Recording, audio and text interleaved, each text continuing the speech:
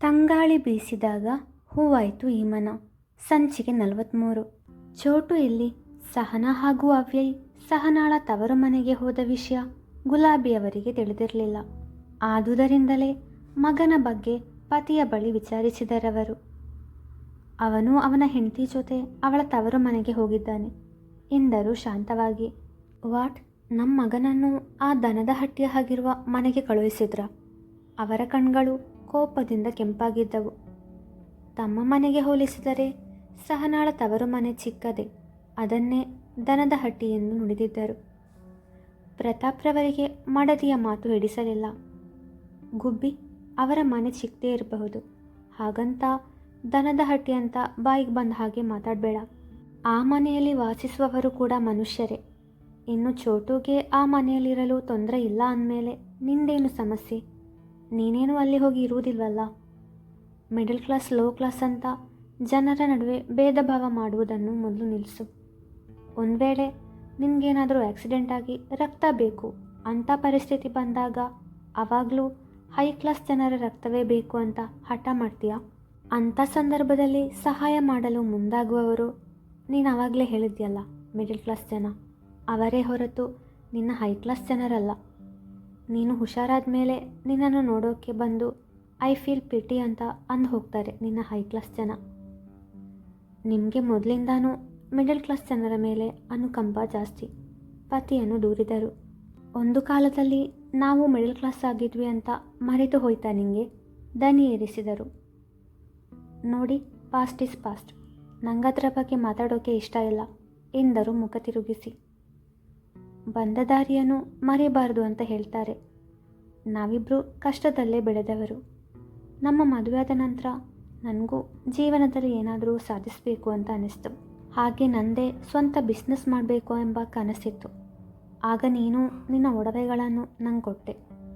ಅದನ್ನು ಅಡವಿಟ್ಟ ಹಣ ಹಾಗೆಯೇ ಬ್ಯಾಂಕಿಂದ ಲೋನ್ ಪಡೆದು ಬಿಸ್ನೆಸ್ ಶುರು ಮಾಡಿದೆ. ನನ್ನ ಪರಿಶ್ರಮ ಹಾಗೂ ಅದೃಷ್ಟದ ಫಲವಾಗಿ ಬಿಸ್ನೆಸ್ ಎತ್ತರಕ್ಕೆ ಬೆಳೆಯಿತು.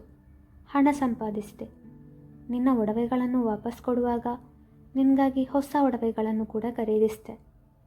ವರ್ಷಗಳು ಕಳೆದಂತೆ ಬಿಸ್ನೆಸ್ ಇನ್ನೂ ಎತ್ತರಕ್ಕೇರಿತು. ನಾವು ಶ್ರೀಮಂತರಾದೆವು.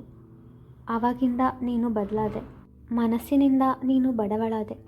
ಪ್ರತಾಪ್ರವರು ತಮ್ಮ ಗತಜೀವನದ ಬಗ್ಗೆ ಹೇಳಿದಾಗ ಆ ಘಟನೆಗಳೆಲ್ಲವೂ ಗುಲಾಬಿಯವರ ಸ್ಮೃತಿಪಟಲದಲ್ಲಿ ಹಾದು ಹೋಯಿತು. ನಮ್ಮ ಹತ್ರ ಹಣ ಇಲ್ಲದ ಸಮಯದಲ್ಲಿ ನಮಗೆ ಸಹಾಯ ಮಾಡಲು ಯಾರೂ ಇರಲಿಲ್ಲ. ನಮ್ಮ ಬಂಧುಗಳಾಗಲಿ ಸ್ನೇಹಿತರಾಗಲಿ ನಮ್ಮ ಪರಿಚಯವೇ ಇಲ್ಲದಂತೆ ನಡೆದುಕೊಳ್ತಿದ್ರು. ನಾವಾಗಿಯೇ ಅವರನ್ನು ಮಾತಾಡಿಸಿದ್ರು, ನಮಗೆ ಅವಮಾನ ಮಾಡಿ ಕಳುಹಿಸ್ತಿದ್ರು. ಆವಾಗಲೇ ನನಗೆ ಹಣದ ಬೆಲೆ ಏನು ಅಂತ ಗೊತ್ತಾಗಿತ್ತು. ಮಿಡಲ್ ಕ್ಲಾಸ್ ಲೋ ಕ್ಲಾಸ್ ಜನ ನಮಗೆ ಕಷ್ಟದ ಸಮಯದಲ್ಲಿ ಸಹಾಯ ಮಾಡಲಿಲ್ಲ ರೀ.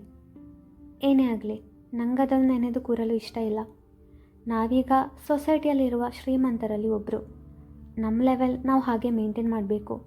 ಮತ್ತೆ ಲೋ ಕ್ಲಾಸ್ಗೆ ಇಳಿಯೋದು ನನಗೆ ಇಷ್ಟ ಇಲ್ಲ ಎಂದವರು ಅಲ್ಲಿಂದ ಹೊರಟರು. ಅವ್ವೆಯಂದು ಬೇಗನೆ ಎಚ್ಚರಗೊಂಡಿದ್ದ. ತನ್ನನ್ನು ಅಪ್ಪಿಕೊಂಡ ಮಡದಿಯನ್ನು ನೋಡಿ ಅವನ ಮೊಗದಲ್ಲಿ ನಗು ಅರಳಿತು. ಅವಳಿಂದ ದೂರ ಸರಿಯಲು ಮನಸ್ಸಾಗದೆ ಹಾಗೇ ಇನ್ನೂ ಗಟ್ಟಿಯಾಗಿ ಅಪ್ಪಿಕೊಂಡು ಮಲಗಿದ. ಸಹನಾಳಿಗೆ ಎಚ್ಚರವಾದಾಗ 8 ಗಂಟೆ ಆಗಿತ್ತು. ತಾನು ಪತಿಯ ತೋಳಲ್ಲಿ ಬೆಚ್ಚಗೆ ಮಲಗಿದನ್ನು ನೆನೆದು ನಾಚಿದಳು. Avi, you are too good, I love you so much. ಮನದ ಮಾತು ಹೊರಹಾಕಿದವಳು ಅವನ ನೆತ್ತಿಯ ಮೇಲಿನ ಪುಡಿಗೂದಲನ್ನು ಸರಿಸಿ ಆಸ್ತೆಯಿಂದ ಮುತ್ತಿಟ್ಟಳು. ತಕ್ಷಣ ಕಣ್ಣು ತೆರೆದನವ. ಅವನ ಮುಖ ನೋಡಲು ನಾಚಿಕೆಯಾಗಿ ತಲೆ ತಗ್ಗಿಸಿದಳು ಅವಳು. ತಪ್ಪು ಮಾಡಿದವರು ಮಾತ್ರ ತಲೆ ತಗ್ಗಿಸಬೇಕು. ನೀನು ನಿನ್ನ ಗಂಡನಿಗೆ ತಾನೇ ಮುತ್ತು ಕೊಟ್ಟದ್ದು, ಅದರಲ್ಲಿ ತಪ್ಪೇನಿಲ್ವಲ್ಲ, ಮತ್ತ್ಯಾಕೆ ತಲೆ ತಗ್ಗಿಸ್ತಿದೆಯಾ? ನೀನು ಈ ಥರ ಮಾಡಿದರೆ ನಾನು ಹೇಗೆ ಮುದ್ದು ಮುಖವನ್ನು ನೋಡಲಿ ಎಂದವ ನಕ್ಕಾಗ, ಸ್ಪೆಕ್ಸ್ ಹಾಕದಿದ್ರೂ ನಿಮ್ಮ ಕಣ್ಣಿಗೆ ನಾನು ಸರಿಯಾಗಿ ಕಾಣಿಸ್ತಿದ್ದೀನಿ ಅಂತ ಆಯಿತು. ಹಾಸ್ಯವಾಗಿ ನುಡಿದವಳು ತಾನೇ ಅವನ ಕನ್ನಡಕವನ್ನು ಅವನ ಕಣ್ಣಿಗೆ ಹಾಕಿದಳು. ಚಂದದ ನಗು ಬೀರಿದವ, ನನಗೆ ಸ್ಪೆಕ್ಸ್ ಇಲ್ದಿದ್ರೂ ಎಲ್ಲ ಕಾಣುತ್ತೆ, ಆದರೂ ಕೆಲವೊಮ್ಮೆ ತಲೆನೋವಿರುತ್ತೆ ಅಂತ ಸ್ಪೆಕ್ಸ್ ಹಾಕ್ತೀನಿ ಎಂದ. ಹೀಗೆ ಮಾತಾಡ್ತಾ ಕೂತ್ಕೊಂಡ್ರೆ ಸಮಯ ಹೋಗೋದೇ ತಿಳಿಯುವುದಿಲ್ಲ. ಈಗಾಗಲೇ ಲೇಟಾಗಿ ಎದ್ದಿದ್ದೀನಿ, ಮೊದಲು ಸ್ನಾನ ಮಾಡಿ ಬರ್ತೀನಿ, ಆಮೇಲೆ ನೀವು ಹೋಗಿ ಎಂದವಳೆ ತನ್ನ ಮನೆಯಲ್ಲಿ ಅವನ ಮನೆಯಷ್ಟು ಸೌಕರ್ಯವಿಲ್ಲದು ನೆನಪಾಗಿ ಅವಿ, ನಿಮ್ಮ ಮನೆಯ ಹಾಗೆ ಫೆಸಿಲಿಟೀಸ್ ಇಲ್ಲ ಇಲ್ಲಿ. ಅಟ್ಯಾಚ್ಡ್ ಬಾತ್ರೂಮ್, ಡ್ರೆಸ್ಸಿಂಗ್ ರೂಮ್ ಇಲ್ಲ. ಒಂದು ಕಾಮನ್ ಬಾತ್ರೂಮ್ ಅಷ್ಟೇ ಇರೋದು ಎಂದಳು ಮುಖ ಚಿಕ್ಕದು ಮಾಡಿ. ಅವಳ ಬೇಸರವನ್ನು ಗಮನಿಸಿದವ, ಸಹಿ, ನೀನು ನಮ್ಮ ಅಮ್ಮನ ಥರ ಆಡಬೇಡ. ನಾನು ಹೇಗೋ ಅಡ್ಜಸ್ಟ್ ಆಗ್ತೀನಿ, ನನಗೆ ತೊಂದರೆ ಏನಿಲ್ಲ. ಇಲ್ಲಿ ಎಲ್ಲರೂ ತೋರಿಸುವ ಪ್ರೀತಿ ಕಾಳಜಿ ಮುಂದೆ ನನಗೆ ಬೇರೇನೂ ಬೇಕು ಅಂತ ಅನಿಸುವುದಿಲ್ಲ ಎಂದವನೇ, ಸಹಿ, ನನಗೊಂದು ಆಸೆ ಇದೆ, ನಡೆಸಿಕೊಡ್ತೀಯಾ ಎಂದ ಅವಳ ಸೆರಗಿನ ತುದಿಯನ್ನು ತನ್ನ ಬೆರಳಿನಲ್ಲಿ ಸುತ್ತುತ್ತಾ. ಪುಟ್ಟ ಮಗುವಿನಂತೆ ಮಾತನಾಡುವ ಅವನ ಪರಿ ಕಂಡು ನಗು ಬಂದಿತ್ತವಳಿಗೆ. ಅವನ ಕೆನ್ನೆ ಹಿಂಡಿದವಳು, ಹೇಳಿ ಪತಿದೇವ್ರೆ ಎಂದಳು ನಾಟಕೀಯವಾಗಿ. ಅದು ಸಹಿ, ನಾನು ಚಿಕ್ಕ ವಯಸ್ಸಿಂದ ಅಮ್ಮನ ಪ್ರೀತಿ ಕಾಳಜಿ ತುಂಬ ಮಿಸ್ ಮಾಡಿಕೊಂಡೆ. ಒಂದೇ ಮನೆಯಲ್ಲಿದ್ದರೂ ನನ್ನ ಜೊತೆ ಮಾತಾಡೋಕ್ಕೆ ಸಮಯ ಇರಲಿಲ್ಲ ಅಮ್ಮಂಗೆ. ಅಮ್ಮನ ಕೈತುತ್ತು ಸವಿಯೋ ಭಾಗ್ಯ ನನಗೆ ಸಿಗಲೇ ಇಲ್ಲ. ಅದಕ್ಕೆ ನನಗೆ ಇವತ್ತು ನಾನೇ ನಾನು ಸ್ನಾನ ಮಾಡಿದ ನಂತರ ಹಾಕೋ ಬಟ್ಟೆಗಳನ್ನು ತೆಗೆದಿಡ್ತೀಯಾ? ಹಾಗೆ ನನ್ನ ಬ್ರಷ್ಗೆ ಟೂತ್ಪೇಸ್ಟ್ ಹಾಕಿ ಕೊಡ್ತೀಯಾ? ಪುಟ್ಟ ಮಗುವಿನಂತೆ ಕೇಳಿದ. ಸಾರಿ ಸಹಿ, ಯಾವಾಗಲೂ ಇದನ್ನು ನೀನೇ ಮಾಡಬೇಕು ಅಂತ ಹೇಳಲ್ಲ.